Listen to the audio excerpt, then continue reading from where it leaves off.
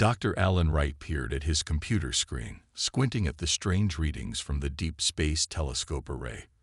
For weeks now, he had been tracking unusual stellar patterns at the edge of the Andromeda Galaxy.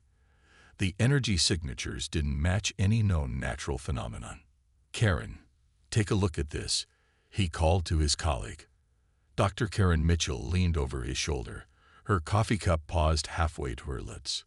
"That's odd. Those patterns are too regular." "Exactly. I've run it through every known filter. This isn't random cosmic noise. It's structured." Ellen highlighted a sequence on the screen. "Whatever's causing these emissions, it's artificial." Karen's face paled slightly. "You're suggesting intelligent design." "I'm not just suggesting it. I'm certain of it." Ellen ran his hand through his graying hair. "We might be looking at evidence of advanced technology, unlike anything we've ever seen." 12 light-years away, on the observation vessel *Vigilant*, Ziv Kroll received the latest report on human technological advancement. The blue-skinned diplomat's facial tentacles twitched with concern as he scrolled through the data. "The humans have accelerated again," he muttered to his aide. "Their quantum computing breakthrough wasn't predicted for at least another century." His aide, a smaller member of the same aquatic species, checked her own datapad. "This makes the 5th major technological leap in 2 Earth decades. The pattern doesn't match any development curve we've seen in other species." Ziv Kroll's large eyes blinked slowly. "The Council must be informed. This changes the timeline significantly." The Galactic Council chamber was a vast amphitheater carved from living crystal, with seats for representatives of over 300 spacefaring civilizations. Today, only the inner Council of 12 was present, gathered around a circular table beneath the soaring dome. "The humans are advancing too rapidly," Ziv Kroll stated, projecting data charts into the air above the table. "Their communication technology will soon detect our observation posts." High Chancellor Noor, a tall, willowy being with luminescent skin, leaned forward. "We have observed many species. Most destroy themselves before reaching the stars. The humans may yet follow this pattern." "I disagree," countered Drellin, the reptilian representative from the Cygnus arm. "Their adaptability is unprecedented. They've survived multiple extinction-level events. Their drive to explore is matched only by their tenacity." "Are you suggesting we initiate first contact?" asked the metallic voice of Kemro, the collective consciousness representing the silicon-based civilizations. "Our protocols are clear. No contact until unified planetary government and independent FTL capability." "I'm suggesting," Drellin said carefully, "that waiting until they achieve FTL could be dangerous. They are already experimenting with dimensional physics. Dr. Wright's discovery could accelerate their progress dramatically." On Earth, in a high-security laboratory beneath the New Mexico desert, Admiral Susan Hayes watched as engineers made final adjustments to the prototype drive. The massive ring of gleaming metal and crystalline components hummed with potential energy. "Dr. Patel, your team has done exceptional work," she said to the lead scientist. "Thank you, Admiral. We're ready for the first particle test," Dr. Patel replied, his fingers dancing across a holographic interface. "If successful, we'll be bending space-time within controlled parameters." Back in the council chamber, debate grew heated. "Their military applications of quantum technology are deeply concerning," Ziv Kroll argued. "We should reconsider our timeline." High Chancellor Noor raised a hand for silence. "We will continue observation. The humans remain confined to their solar system, despite their advances.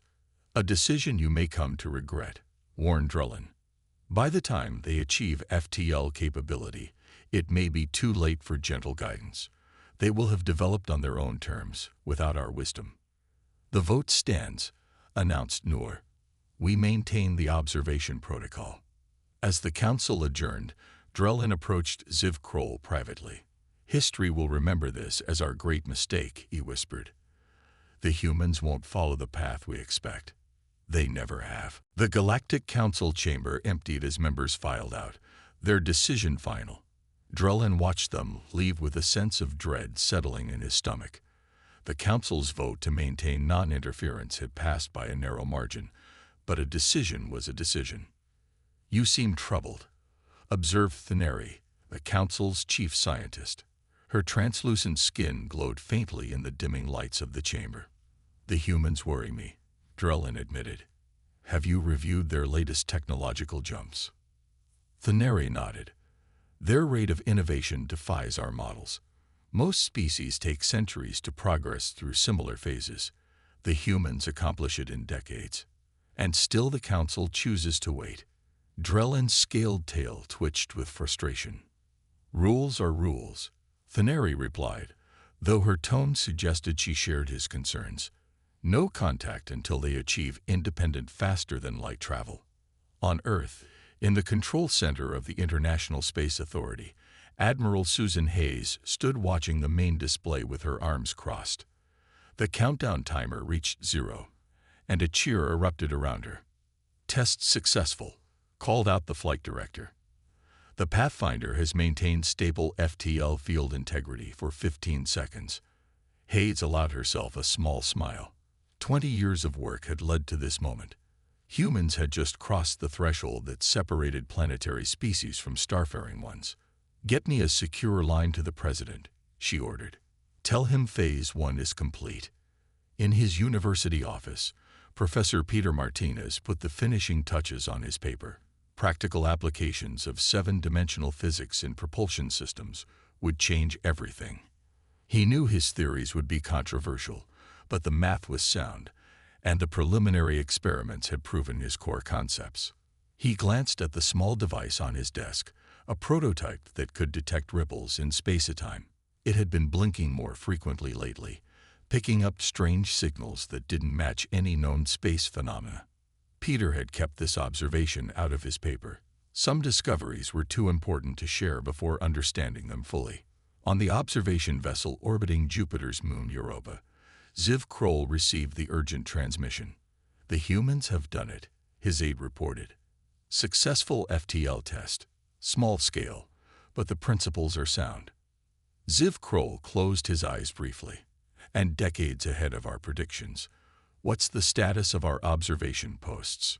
"Increasingly vulnerable. Human deep space sensors have improved exponentially. They've already detected anomalous signals from our outpost near Neptune. They believe it's a natural phenomenon, but their scientists are investigating." In the Galactic Council's emergency session, High Chancellor Noor looked troubled as she addressed the gathered representatives. "The humans have achieved faster-than-light capability sooner than any species in our records," she announced. "As per our protocols, we must now prepare for first contact." "It's too late," Drellin interrupted. "They've already detected our observation posts. They don't know what they're seeing yet, but it's only a matter of time." Murmurs spread through the chamber as counselors processed this news.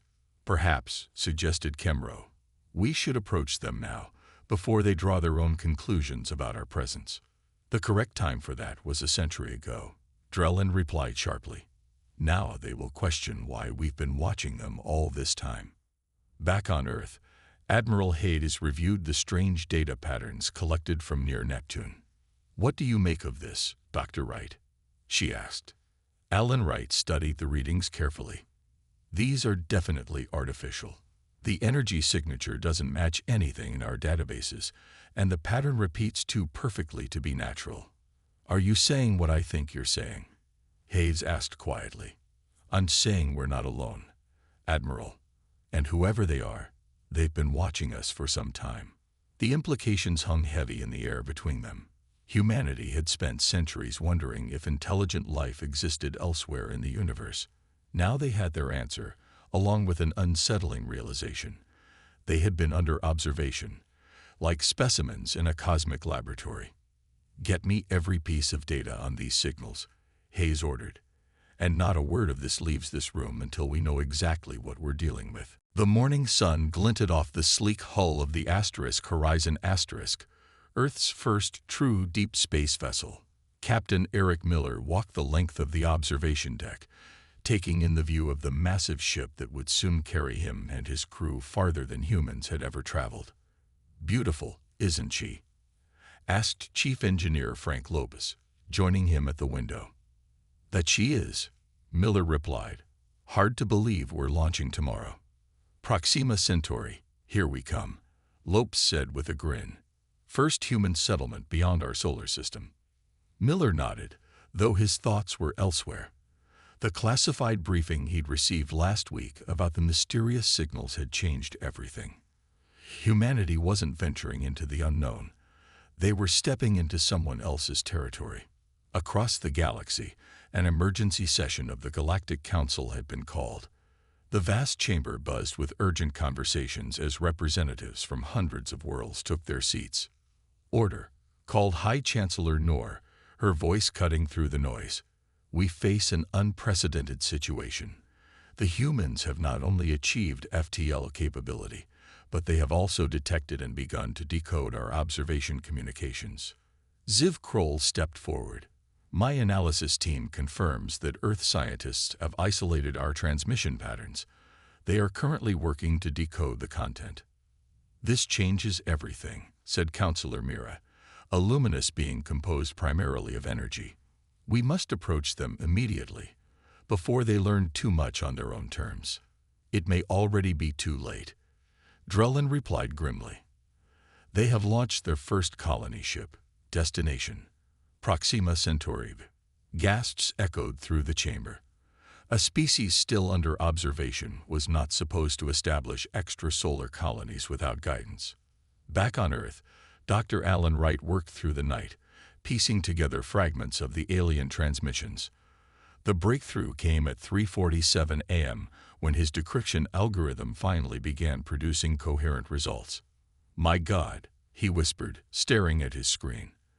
The partial translation was enough to understand the truth.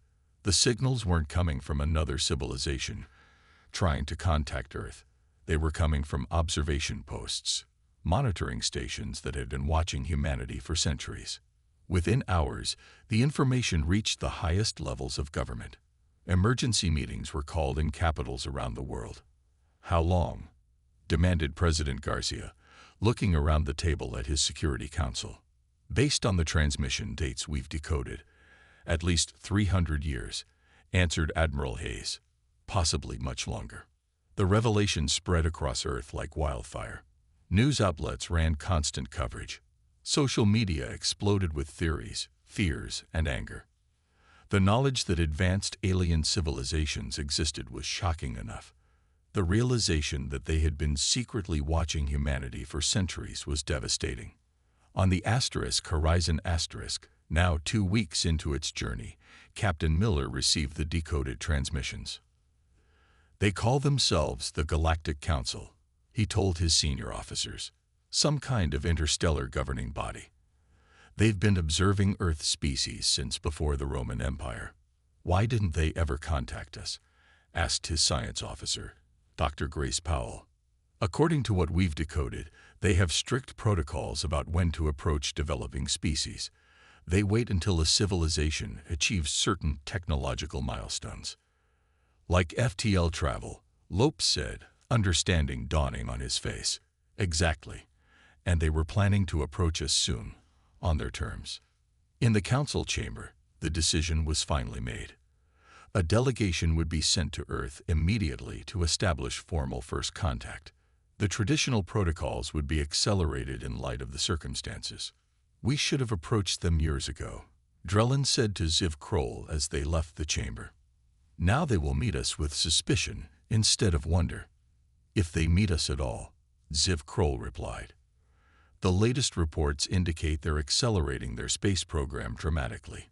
7 colony ships are under construction, and their military has been placed on high alert." "They feel threatened," Drellin observed. "Wouldn't you?" Ziv Kroll asked. "They've just learned they've been watched by hidden eyes their entire history. Trust will not come easily now." The Galactic Council delegation's massive ship emerged from faster-than-light travel at the edge of Earth's solar system. The vessel dwarfed anything humans had built, its crystalline hull shimmering with ethereal light that shifted between blues and greens. "We are being scanned," reported the Council navigator. "Multiple human vessels have taken positions around their outer planets." High Diplomat Vex Moore, who led the delegation, nodded calmly. "As expected, send the greeting message on all frequencies, using the translation matrix we prepared." The message was simple. "People of Earth, we come in peace as representatives of the Galactic Council. We seek dialogue and friendship." The response came not from Earth, but from a human military vessel near Saturn. "Galactic Council vessel, this is Brigadier General Steve Baker of Earth's Unified Space Command. You will proceed no further into our system until diplomatic protocols are established. Representatives will meet you at these coordinates." Vex Moore's facial tentacles twitched with surprise. "They're not inviting us to Earth." "No," his aide confirmed. "The coordinates are for their outpost on Titan." When the Council shuttle arrived at the human base on Saturn's largest moon, Vex Moore was surprised again. Instead of a simple outpost, they found a sprawling complex with hundreds of ships docked in artificial gravity wells. Humanity had been busy. Inside the meeting chamber, Director Catherine Nelson of Earth's Diplomatic Corps waited with her team. Her face revealed nothing as the alien delegation entered. "Welcome to Titan Base," she said coolly. "I trust your journey was comfortable." Vex Moore bowed slightly. "Thank you for receiving us, Director Nelson. The Galactic Council extends its hand in friendship to humanity." "Friendship," Nelson repeated, her tone neutral. An interesting choice of words for a relationship that began with centuries of covert surveillance. Vex Moore's translator collar worked perfectly, but he found himself wishing it hadn't captured the edge in her voice quite so well. "Our observation protocols have existed for millennia," he explained. "They are designed to protect developing civilizations until they are ready to join the galactic community." "Ready by whose standards?" asked General Baker, who stood at Nelson's right. "The Council has found, through long experience, that certain technological and social benchmarks indicate preparedness for interstellar citizenship," Vex Moore said carefully. Nelson placed a data tablet on the table between them. "We've decoded enough of your communications to understand your hierarchical system. You classify species into tiers, with various rights and privileges at each level. A system designed for mutual benefit and protection," Vex Moore assured her. "According to your classification," Nelson continued as if he hadn't spoken, "humanity would enter as a Tier 4 species, with guided membership for a minimum of 300 years before eligibility for advancement." Vex Moore shifted uncomfortably. "That is the standard path, yes." Nelson's eyes hardened. "Let me be clear, Diplomat Vex Moore. Earth has no interest in becoming a junior member of your council, subject to restrictions on our development and exploration." "Director Nelson," Vex Moore said carefully, "the Council's wisdom has maintained peace among thousands of civilizations for over 20,000 years. The restrictions you mention are safety measures, preventing less advanced species from accessing technologies they may not be ready to handle responsibly." General Baker leaned forward. "While you've been debating whether we're ready, we've established colonies on 7 worlds beyond our solar system." The revelation sent a visible shock through the Council delegation. "7," whispered Vex Moore's aide. Nelson nodded. "We've detected over 30 potentially habitable planets within range of our current FTL technology. We intend to explore and settle them all. Without proper survey protocols, without ecological impact assessments," Vex Moore asked, alarmed. "We have our own protocols," Nelson replied, "and they don't include waiting for permission from a council that has been watching us like specimens in a zoo." "These are dangerous waters," Vex Moore warned. "There are threats in the galaxy you cannot imagine." "Then share your knowledge as equals," Nelson challenged, "or watch as humanity finds its own path among the stars." The meeting continued for hours, but the fundamental gap between their positions never closed. The Council offered guidance. Humanity demanded partnership. Neither side was willing to bend. The skies above Earth buzzed with activity as massive construction platforms assembled the largest vessels humanity had ever built. Each one stretched over 3 kilometers in length, their frameworks illuminated by the flashes of welding tools and the blue glow of gravity stabilizers. The Stellar Independence Initiative is proceeding ahead of schedule, reported Admiral Hayes to the Global Security Council. The holographic display showed construction sites not just above Earth, but Mars, Europa, and the major colonies as well. "How many ships in the first wave?" asked President Garcia. 50 generation ships, each capable of carrying 30,000 colonists, plus escort vessels. Hayes swiped through images of the massive ships. The propulsion systems are based on Professor Martinez's breakthrough. They'll be able to reach the galactic rim within 15 years. News of Earth's construction projects spread quickly through Council space. In the monitoring station orbiting Jupiter, Ziv Kroll reviewed the latest intelligence with growing concern. They're incorporating technology that should be beyond their understanding, he told the emergency committee via holographic link. Their quantum navigation systems rival our own, and they've begun experiments with dimensional phasing, a technology restricted even for Tier 2 species. "How is this possible?" demanded Counselor Mira. "They shouldn't have the theoretical framework for such advances." "We underestimated them," Ziv Kroll replied simply. "Their scientific development doesn't follow the patterns we've observed in other species. They make intuitive leaps that bypass entire stages of normal technological progression." At the new Hong Kong colony on Proxima Centauri, Dr. Alan Wright adjusted the settings on the new deep space communication array. The massive dish, unlike anything built on Earth, rotated slowly to track the distant signal. "Are you sure this is wise?" asked his assistant.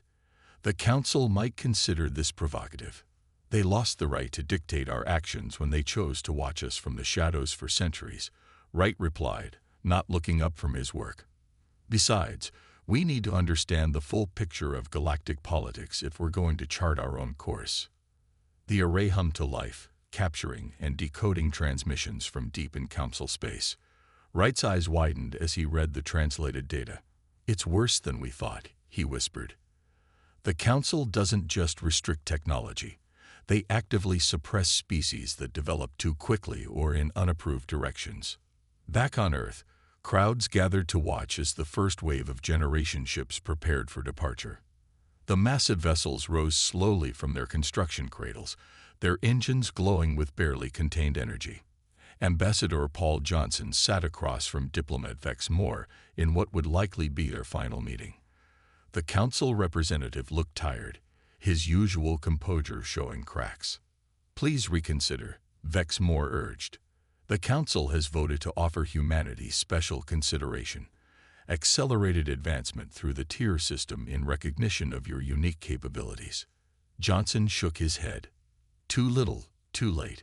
We've seen your internal communications, Vex Moore. We know the Council considers us a potential threat to be contained rather than allies to be welcomed." "That's not." "It is," Johnson interrupted. "Your own words, from the emergency session 3 months ago. The humans must be guided into proper channels before their development presents security concerns. We were never going to be treated as equals." Vex Moore's translator collar couldn't quite capture the nuance of his response, but the resignation in his posture was clear. "Where will you go?" he asked finally. "Beyond Council space," Johnson replied. "To regions you haven't mapped or claimed. To build our own future on our own terms." As the meeting concluded, the first wave of generation ships activated their FTL drives in perfect synchronization.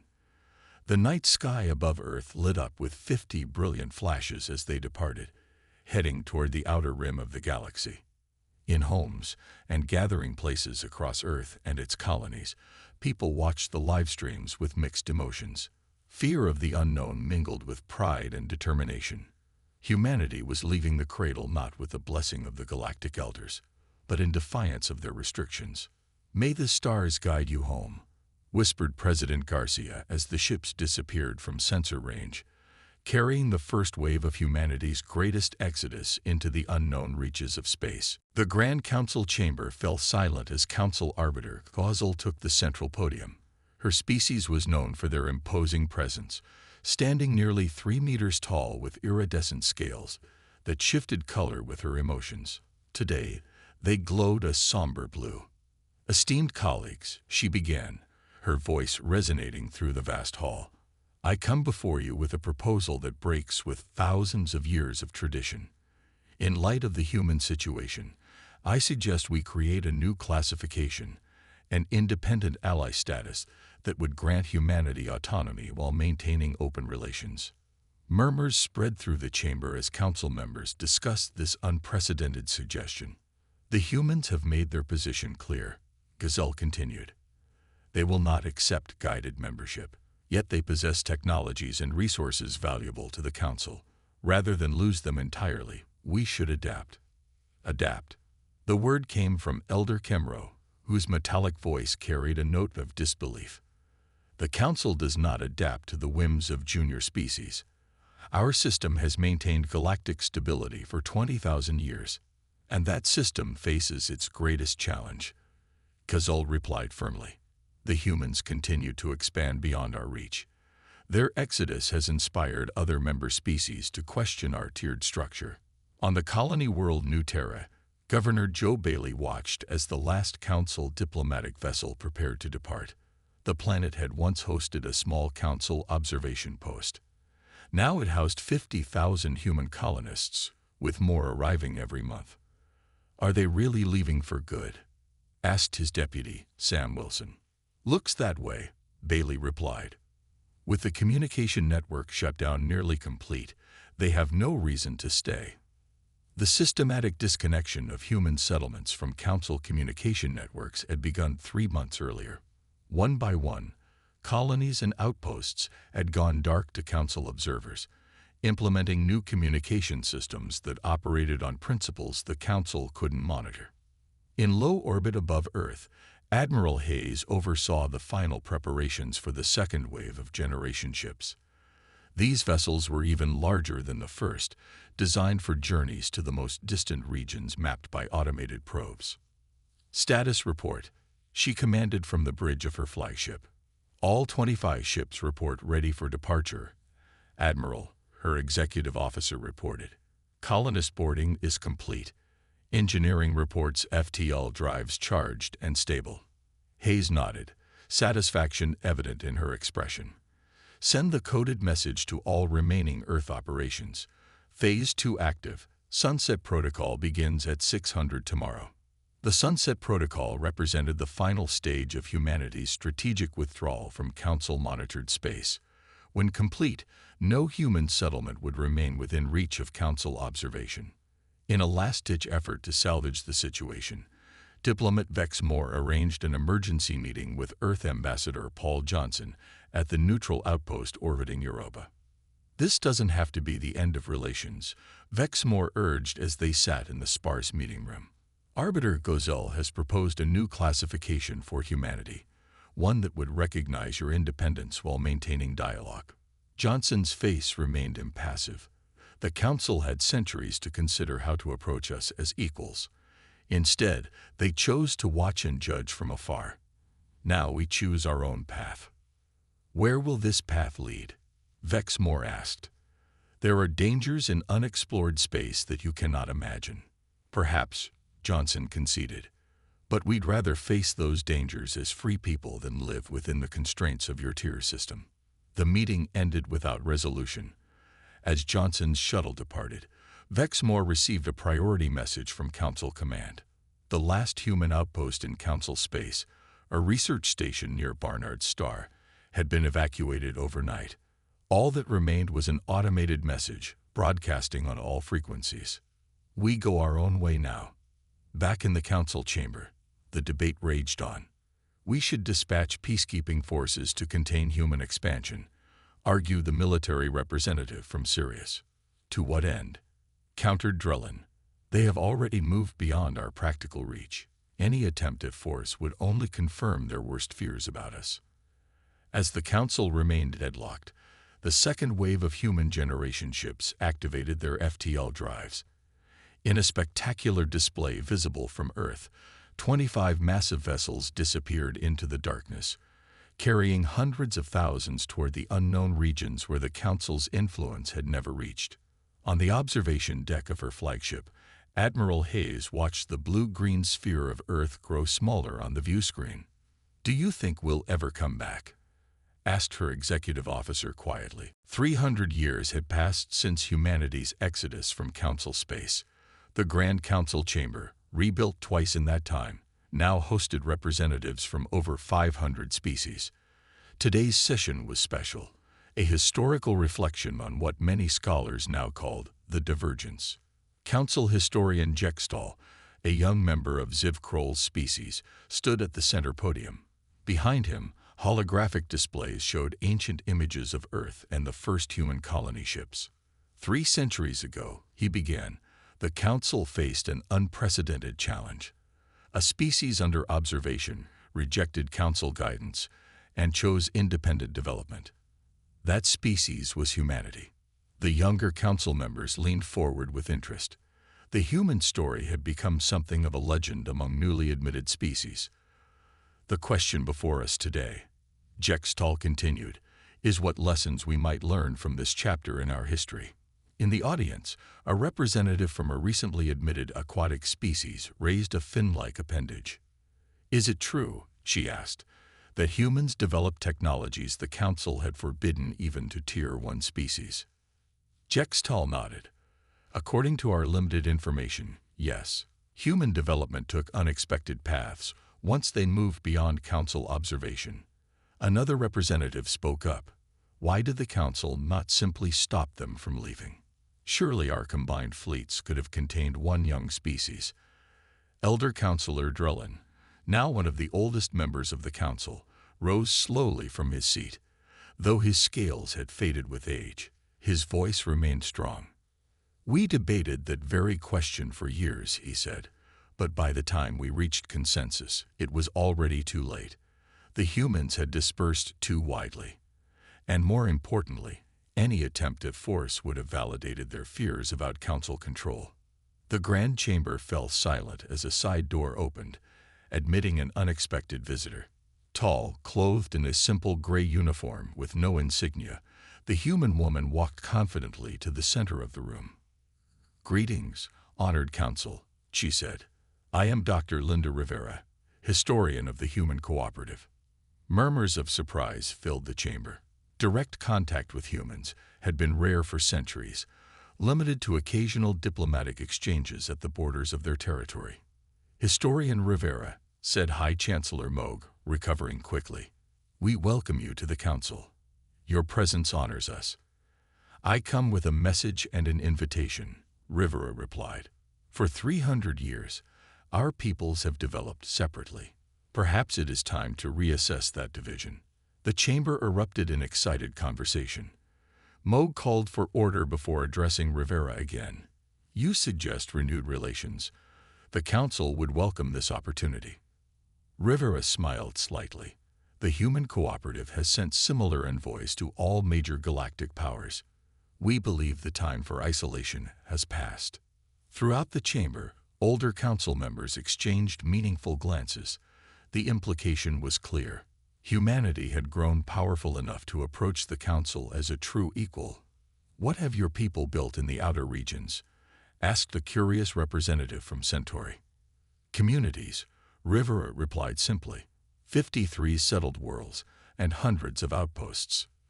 We've made contact with 17 previously unknown sentient species, and yes, we've developed technologies that follow different principles than those favored by the Council. Would you share these technologies?"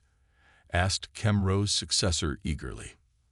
"That depends," Rivera said, "on whether the Council is ready to embrace true partnership rather than hierarchical oversight." As the session concluded, Rivera presented her final report to the assembled Council. Its title glowed on the holographic display. "The Opportunity for Partnership: Lessons from 3 Centuries of Separation." Later, in a private meeting with Chancellor Moog and Elder Drellin, Rivera spoke more candidly. "The irony," she noted, "is that humans might have accepted Council guidance if approached differently from the beginning. It was not your technology or knowledge we rejected, but the assumption that we needed to be managed rather than partnered with. Drellin nodded slowly. A lesson that changed the Council, though too slowly for your people. Many of our newer member species have benefited from the reforms your departure prompted. Then perhaps, Rivera suggested, the separation served its purpose. Both our civilizations have grown in ways that might not have been possible otherwise. As Rivera's ship departed Council space the next day, it left behind a small delegation, the first permanent human presence there in 3 centuries. A new chapter was beginning, not of observation or control, but of mutual exchange between distant cousins who had taken very different paths among the stars. The garden world of Nexus Prime glittered like a jewel in the darkness of space. Unlike the Council's carefully planned development zones, this world represented something new, a joint venture between humanity and the Galactic Council, the first of its kind. Governor Ben Foster stood on the observation deck of the newly completed administrative tower, watching as ships from a dozen different species arrived for the official opening ceremony. Human vessels mingled freely with Council craft in the planet's orbit. Quite a sight, isn't it? Asked Council liaison Terznak, joining him at the window. The tall, insectoid being's compound eyes reflected the lights from the settlement below. Something I never thought I'd see in my lifetime, Foster admitted. My grandparents used to tell stories about the Exodus, how humanity fled into the unknown rather than accept Council oversight. And now here we are, working side by side, Terznak observed. History takes unexpected turns. The settlement below them was unique in the galaxy, a true blending of architectural styles and technologies from both human space and Council territory. The central plaza featured earth trees growing alongside exotic flora from a dozen Council worlds, all genetically modified to thrive in Nexus Prime's atmosphere.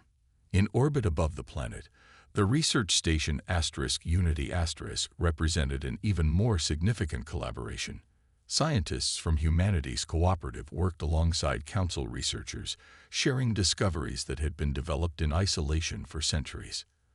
Dr. Olivia Chen, head of the Human Scientific Delegation, supervised as her team installed a dimensional phase scanner in the station's main laboratory. The device operated on principles unknown to Council science, capable of detecting energy patterns across 11 dimensions. Is it true this technology was developed just 50 years after humanity left Council space? Asked her Council counterpart, Dr. Xander. Yes, Chen confirmed. Once freed from conventional thinking, our scientists explored paths that might have been discouraged under Council protocols. Xander's facial tentacles rippled in what Chen had learned was an expression of respectful awe. The Council believed such technology would be dangerous for younger species, that it would lead to civilization-ending disasters. It nearly did, Chen admitted.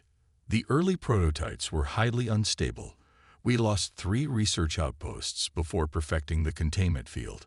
Perhaps the Council's caution wasn't entirely misplaced. The exchange highlighted the evolving relationship between humanity and the Council, not a return to the old hierarchical structure, but a new partnership built on mutual respect and shared wisdom. In the diplomatic quarter of Nexus Prime, Ambassador Ryan Kelly prepared for the day's negotiations. The agenda included opening new trade routes between human space and the inner Council worlds, as well as joint exploratory missions to regions neither had fully mapped. His aide entered with the morning updates. Sir, the Council has approved our proposal for cultural exchange programs.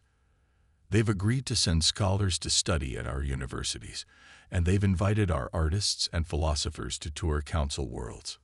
Kelly nodded with satisfaction. 350 years of separation, and now we're finally learning from each other as equals.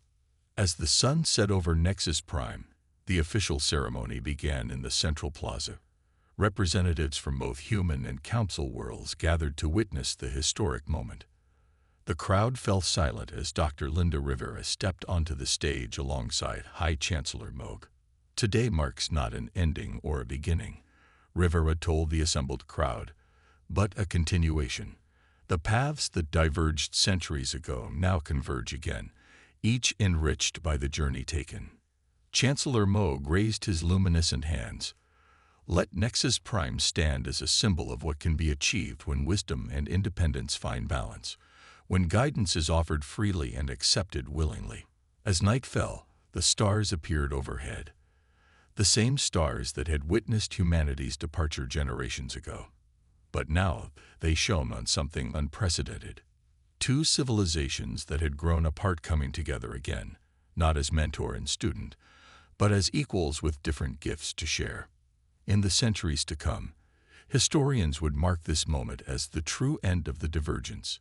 What had begun as a rejection of control had, through the long arc of time, transformed into something neither side could have imagined. A genuine partnership between different visions of what galactic civilization could become.